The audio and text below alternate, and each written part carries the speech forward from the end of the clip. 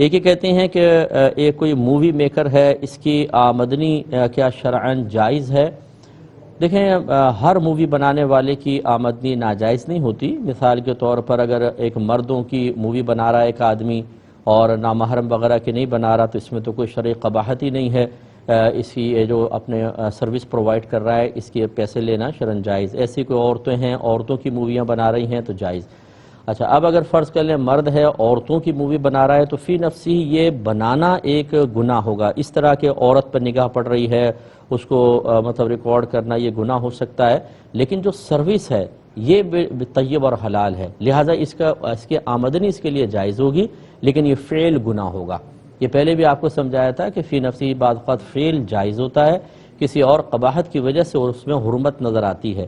ایسی صورت میں جس کی وجہ سے حرمت نظر آ رہی ہے، منع وہ چیز ہے، یہ فعل بالکل جائز رہتا ہے اپنے مقام پر۔ جیسے کہ مووی بنانا، اگر تو یہ جیسے شراب پینا کسی صورت میں جائز نہیں۔ اب آپ کوئی بھی اس میں چیز شامل کر لیں کسی بھی طریقے سے، فلاں گلاس میں، فلاں مقام پر، ہر صورت میں حرام، تو یہ غلط چیز ہوگی۔ لیکن اب جیسے یہ مووی بنانا یہ حرمت سے ہٹ کر بھی ہو سکتا ہے، جیسے بھی آپ کو بتایا کہ کوئی مردوں کی مووی بنا رہا ہے، بالکل جائز۔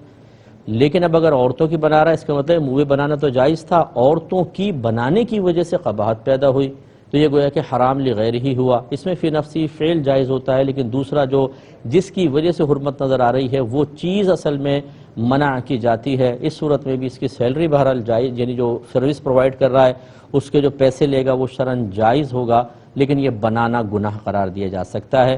تو بہتر یہ ہے کہ مرد مردوں کی بنائیں، عورت عورتوں کی بنائیں، وہ بھی سخت ضرورت کے وقت اگر ہو، ورنہ مطلب یہ کہ احتیاطی کریں، کیونکہ اختلافی مسئلہ ہے، اس میں اجتناب کرنا بہتر ہوتا ہے۔ لیکن بہرحال اس تفصیل کے ساتھ آپ اندازہ کر سکتے ہیں اس کی آمدنی کا کیا حکم ہوگا۔ دیکھیے، بچے نے کویشچن کیا کہ ہم اپنے بڑوں کے ساتھ گناہ میں کہاں تک تعاون کر سکتے ہیں؟ بعض اوقات ہمارے گھر والے کسی جھوٹ میں ہم سے تائید چاہتے ہیں، اب اگر نہ کہیں تو بعد میں گھر والوں کی ناراضگی کا اندیشہ ہوتا ہے، اور ہاں کہیں تو اللہ تعالیٰ ناراض ہوتا ہے۔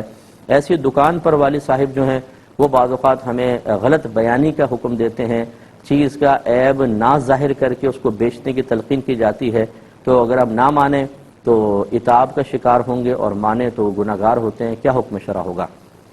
دیکھیں، نبی کریم صلی اللہ علیہ وسلم کی واضح حدیث ہے، اور قرآن میں اللہ نے فرمایا تعاونوا علی البر والتقوی ولا تعاونوا علی الاثم والعدوان۔ آپ کا رب جس نے آپ کو پیدا کیا، جو آپ کو رزق دے رہا ہے، جس نے سب کچھ آپ کو دیا، حتیٰ کہ آپ کے والدین بھی آپ کے رب نے آپ کو عطا فرمائے، وہ یہ کہہ رہا ہے کہ نیکی اور بھلائی کے کاموں میں ایک دوسرے سے تعاون کرو، لیکن گناہ اور زیادتی کے کام میں تعاون مت کرو۔ اور رحمت کونین صلی اللہ علیہ وسلم کا فرمان ذیشان واضح ہے، آپ نے فرمایا کہ خالق کی نافرمانی میں کسی مخلوق کی اطاعت کرنا جائز نہیں، اس لیے ہرگز گناہ میں تعاون نہیں ہوگا، چاہے سامنے ماں باپ ہی کیوں نہ ہوں۔ ہاں، بدتمیزی نہ کریں، آپ ان کا رد کرتے ہوئے سخت لہجہ نہ کریں، آپ ان کو جھڑکیں نہیں، آپ انہیں جہنمی قرار نہ دیں۔ ہمارا یہ کام نہیں ہے کہ ہم ان کی غلطیوں پر اس انداز سے گرفت کریں کہ خدا نخواستہ وہ ہرٹ ہوں، لیکن برائی میں تعاون نہیں کرنا ہے۔ تو اس میں یقینی سی بات ہے کہ اگر وہ آزمائش آتی ہے، گھر والے ناراض ہوتے ہیں، تو آپ گناہ گار نہیں ہیں، اللہ تعالیٰ آپ کے لیے عزت کا سامان بنائے گا۔ ہمت کرنا ہوگا اور بالکل عدم تعاون کریں، یعنی بالکل تعاون نہ کریں چاہے وہ ناراض ہوں۔ انشاءاللہ اگر آپ کی لگاتار نیکی کے راستے پہ چلتے رہے، شروع میں تانا زنی ہوگی، تھوڑا سا عتاب بھی ہوگا، لیکن آہستہ آہستہ اللہ تبارک و تعالیٰ ان کے دل میں آپ کی محبت اور عظمت ڈالے گا، اور وہ خیال کریں گے کہ ہم نے کتنی کوشش کی کہ یہ بچہ گناہ کرے لیکن نہیں کر رہا۔ آہستہ آہستہ آپ ان کی نگاہوں میں عزیز ہوتے چلے جائیں گے۔ اس وقت تک کہ جب انسان اللہ تعالیٰ کسی شخص کو ایک آزمائش کے بعد عزت دیتا ہے، یہ جو وقت آزمائش ہے، یہ امتحان ہوتا ہے، بس اس میں پورا اترنا ہے۔ اسی طرح یہ بچیاں ہوتی ہیں، ماں جھوٹ بول رہی ہے، اسی ہاں تائید کر رہی ہیں، اچھی طرح یاد رکھیں کہ ماں بھی گناہ کبیرہ کر رہی ہے، اور آپ بھی اس کے ساتھ گناہ کبیرہ کی مرتکبہ ہو رہی ہیں، اس میں بھی عدم تعاون ہی کرنا ہوگا۔